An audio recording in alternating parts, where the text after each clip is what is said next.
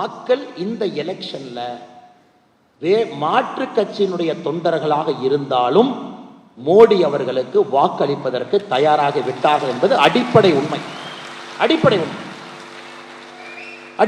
இது நாம் எல்லாருமே அந்த எண்மண் எண் மக்கள் யாத்திரையில யாரெல்லாம் பங்கேற்றிருக்கின்றோமோ, யாரெல்லாம் ஏதோ ஒரு இடத்துல போயிருக்கிறோமோ, நம்முடைய கண்கூடாக நாம் பார்த்திருக்கக்கூடிய விஷயம் மாற்று கட்சி கரவேட்டி, மாற்று கட்சி நண்பர்கள் எல்லாரும் வருவாங்க. என்ன சொல்லுவாங்க? 2024 ரொம்ப தெளிவா இருக்கிறோம், இது மோடி அவர்களுக்கான தேர்தல், மறுபடியும் மோடி அவர்கள் வர வேண்டும் என்பது எங்களுடைய விருப்பம், இது நாட்டினுடைய பிரதமரை நம்ம தேர்ந்தெடுக்க போறோம், நாங்கள் இந்த முறை கட்சியெல்லாம் தாண்டி மோடி அவர்களுக்கு வாக்களிக்க தயாராகி விட்டோம் என்கின்ற வார்த்தை ராமேஸ்வரத்தில் ஆரம்பித்துங்க ஐயா, நேற்று நைட்டு பூனமல்லி வரைக்கும், இன்னைக்கு ஹார்பர் வரைக்கும் நம்ம கேட்க ஆரம்பிக்கும். இதை நாம் புரிந்து கொள்ள வேண்டும். அதனால் மாற்று கட்சியில் இருக்கக்கூடிய எத்தனையோ நண்பர்கள் இந்த முறை நமக்கு தேர்தலுக்கு வாக்களிக்க தயாராகிவிட்ட பிறகு அவங்க கிட்ட நீங்க பேசாம பொலிட்டிக்கல் கேன்வஸ் பண்ணாம இருந்தா அது தவறு. இது சரித்திர தேர்தல் 2024. ஒரு அற்புதமான மனிதன், 1000 ஆண்டுகளுக்கு ஒரு முறை வரக்கூடிய மனிதன், திரும்ப நமக்கும் தெரியும், எல்லோருக்கும் தெரியும், மோடியை போல் ஒரு தலைவன் இந்தியாவுக்கு கிடைக்கவே மாட்டாங்க. அடுத்த பல ஆண்டுகளுக்கு, அட்லீஸ்ட் சில 100 ஆண்டுகளுக்கு கிடைக்க மாட்டாங்க. இந்த தலைவனுக்கு வாக்களிப்பது தன்னுடைய பெருமையாக ஒரு தமிழன் கருதுகின்றான், தன்னுடைய பெருமையா நினைக்கிறான். நம் மோடிக்கு ஓட்டு போட்டே நெஞ்ச நிமிர்த்தி சொல்ல வேண்டும் என்று காத்து கொண்டிருக்கின்றான். ஆனால் நீங்க அடுத்த 30 நாட்கள் அவுட்ரீச் நிறைய பண்ணணுங்க ஐயா. யாருகிட்டையும் நீங்க பேசாம இருக்கக்கூடாது. எல்லா பாராளுமன்றத்தில் எல்லாத்துக்கிட்டையும் அவுட்ரீச் பண்ணணும். ஒரு பூத்தினுடைய தலைவராக இருந்தால் இல்ல இது இந்த கட்சி வீடு, நான் பேச மாட்டேன், இது இந்த கட்சி வீடு, நாங்கள் 2 கொடி கம்பத்துக்கு சண்டை போட்டுக்கிட்டோம், நாங்க 2 பேரும் போன மாசம் ஒரு கட்சி நிகழ்ச்சிக்கு ஸ்டேஜ் போறல தகராறு ஆயிடுச்சு, அவனை திட்டினா நான் அவனை திட்டினேன். இந்த எலெக்ஷனுக்கு அது இல்லைங்க ஐயா. அவர்கள் நமக்கு வாக்களிப்பதற்கு தயாரா இருக்கிறாங்க. நாம் சென்று கேட்கவில்லை என்கின்ற குறை இருக்கக்கூடாது என்கின்ற அன்பான வேண்டுகோளும் ஒன்று வைக்கிறேன். நாம போய் கேட்கல, நாம போய் பேசல, நாம போய் ஓட்டு போடுங்க நான் உங்ககிட்ட சொல்லல அப்படிங்கிற குறை நீங்க வச்சிடாது. நம்முடைய வேலை தமிழகத்தில் இருக்கக்கூடிய 8.5 கோடி மக்களை சந்திக்கணும், 2.25 கோடி வீடுகளுக்கு ஏறணும், எல்லாரும் ஏறி இறங்கணும், மோடி அவர்களுடைய சாதனையை பற்றி, சரித்திர தேர்தலை பற்றி பேசணும். அதே நேரத்தில் அவர்கள் சொல்லக்கூடிய பொய் பிரச்சாரத்தை உடைத்தறிந்து வேண்டிய கடமை உங்களுக்கு இருக்கு.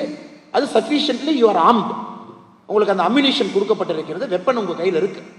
மனிதன் குரல் கேட்குறீங்க, இது போன்ற ஒர்க் ஷாப்ல பங்கெடுக்கிறீங்க, பாராளுமன்ற அளவில் ஒர்க் ஷாப் நடக்குது, கலந்தாய்வு கூட்டம் சட்டமன்ற அளவில் நடக்குது, நம்முடைய மூத்த தலைவர்கள் நம்ம கைடு பண்றதுக்கு தயாரா இருக்கிறாங்க.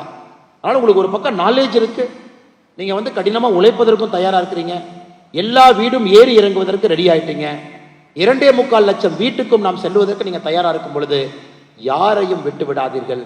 இல்லைனாங்க சர்வேல இந்த ஜம்ப் நீங்க பார்க்க மாட்டீங்க. சர்வே ஆஃப்டர் சர்வே தமிழகத்தில் நடக்கக்கூடிய ஊடகங்கள் பாரதிய ஜனதா கட்சி 22-23% தாண்டிடுச்சு, அல்லது Delhi based English channel Bharatiya Janata கட்சி 20% தாண்டிடுச்சு. ஐயா, இது நாம ஒரு புரட்சி நடக்கவில்லை என்றால் இது நடக்காதுங்க ஐயா. ஒரு புரட்சி நடந்து கொண்டிருக்கிறோம். களத்துல, பூத்துல, வீட்டுக்குள்ள ஒரு குழந்தை பேசுறாங்க, வீட்டில் இருக்கக்கூடிய பெண்மணிகள் பேசுறாங்க, வீட்டுக்குள்ள சாப்பிட்ற இடத்துல, வீட்டுக்குள்ள அவர்கள் வாழக்கூடிய இடத்துல இன்னைக்கு இந்த டிஸ்கஷன் இருக்கு. இப்போ நாம மோடிக்கு ஓட்டு போடவில்லை என்றால் எப்போ ஓட்டு போட போறோம் அப்படிங்கிற டிஸ்கஷன் எல்லா வீட்லையும் நடக்கும். நான் மேடையில் இருக்கும்போது தலைவர் ஒரு சொன்னார், கோயம்புத்தூர்ல இருந்து ஒரு நம்ம ட்ரெயின் அயோத்தியா நோக்கி ட்ரெயின் போதுங்க ஐயா, அதுல பொள்ளாச்சி கோயம்புத்தூரை சார்ந்தவங்க அந்த ட்ரெயின்ல போறாங்க. இன்னொரு கட்சியை சார்ந்த ஒரு ஐடியாலஜிக்கலி சித்தாந்தத்திலே ஊறி திளைத்த ஒரு மனிதன் ட்ரெயின் ஏறார். சரி, ஏதோ அயோத்தியாங்கிறாங்க, ஏறுவோம் அப்படின்னு.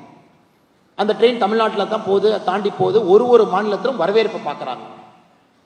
இங்கிருந்து அயோத்தியா வரைக்கும் வரவேற்பை பார்க்குறாங்க. ஒரு மாநிலத்திலும் மக்கள் இன்ப முகத்தோடு இன்முகத்தோடு வந்து அவங்கள பார்த்து கிரீட் பண்ணி ஜெய் ஸ்ரீராம் சொல்லி அயோத்தியாவுக்கு வர்றீங்க அப்படின்னு ஒரு மாநிலமும் எப்படி வரவேற்கிறாங்க. இந்த ட்ரெயினை பார்த்த பிறகு அவர் சொல்றாரு, அண்ணே நான் முடிச்சுட்டு வந்தோடனே பிஜேபியில் சேர போறேன், நான் மட்டும் இல்லை எங்க ஊரெல்லாம் போய் நம்ம சொல்ல போறோம். ஐயா, இந்த முயற்சியை தான் நாம் தொடர்ந்து செய்து கொண்டிருக்கின்றோம். காசி தமிழ் சங்கமம், சௌராஷ்டிரா தமிழ் சங்கமம், தொடர்ந்து பல முயற்சி நம்முடைய கட்சியில் நம்ம செஞ்சுக்கிட்டே இருக்கிறோம் ஐயா. செய்திகளை உடனுக்குடனும் துல்லியமாகவும் தெரிந்து கொள்ள சப்ஸ்கிரைப் பண்ணுங்க.